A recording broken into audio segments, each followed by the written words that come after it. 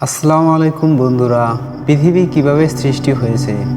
আপনি কি জানেন এই বিস্ময়কর পৃথিবী কিভাবে সৃষ্টি হয়েছে? আজ আমরা জানব কিভাবে মহান আল্লাহর কুদরতে এবং আধুনিক বিজ্ঞানের বিশ্লেষণে পৃথিবীর সৃষ্টির কাহিনী ব্যাখ্যা করা হয়। পবিত্র কোরআনে আল্লাহ বলেন, তিনি আসমান ও জমিনকে 6 দিনে সৃষ্টি করেছেন। আরও বলা হয়েছে, তিনি আকাশমণ্ডলী ও পৃথিবী একত্রিত করেছিলেন, পরে তিনি উভয়কে পৃথক করে দেন। ইসলামী স্কলাররা বলেন, প্রথমে কিছুই ছিল না, শুধু আল্লাহর হুকুমে এক অদৃশ্য পদার্থ থেকে সৃষ্টি শুরু হয়। তারপর আল্লাহ একে একে সৃষ্টি করেন আকাশ, পৃথিবী, পানি, আলো, পাহাড়, গাছপালা এবং জীবজন্তু। সবশেষে সৃষ্টি করেন হযরত আদম আলাইহিসসালামকে, মানুষের প্রথম পিতা। বিজ্ঞান বলে প্রায় 13.8 বিলিয়ন বছর আগে একটি বিগ ব্যাং বা মহাবিস্ফোরণের মাধ্যমে মহাবিশ্বের সৃষ্টি হয়েছে। এই বিস্ময়কর বিস্ফোরণের পর ধীরে ধীরে গঠিত হয় গ্রহ, নক্ষত্র, গ্যালাক্সি।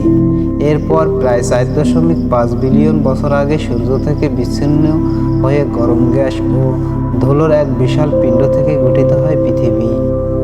প্রথম দিকে পৃথিবী ছিল একটি উত্তপ্ত আগ্নেয়গিরি গোলক। বহু মিলিয়ন বছর পর পৃথিবীর উপরিভাগ ঠান্ডা হয়ে তৈরি হয় শক্ত মাটি। বাষ্প থেকে তৈরি হয় মেঘ, পরে ঝরে পড়ে বৃষ্টি, আর সৃষ্টি হয় নদী, সাগর। প্রাকৃতিক রাসায়নিক প্রক্রিয়ার বিক্রয়ে তৈরি হয় এককোষী প্রাণ। সেখান থেকে ধীরে ধীরে তৈরি হয়েছে সব জীব। এমনটাই বলে আধুনিক বিজ্ঞান। ইসলাম বলেছে সবকিছুই আল্লাহর ইচ্ছায়, তার সুনির্দিষ্ট পরিকল্পনায় সৃষ্টি। আর বিজ্ঞান সেই সৃষ্টির পদ্ধতির বোঝার চেষ্টা করে। আসলে সৃষ্টির রহস্য আমাদের জন্য এক বিস্ময়কর নিদর্শন, যা আল্লাহর কসম অসীম জ্ঞানের প্রমাণ দেয়। তিনি সৃষ্টি করেছেন সবকিছু এবং তিনি সর্ববিষয়ে সবিশেষ জ্ঞাত।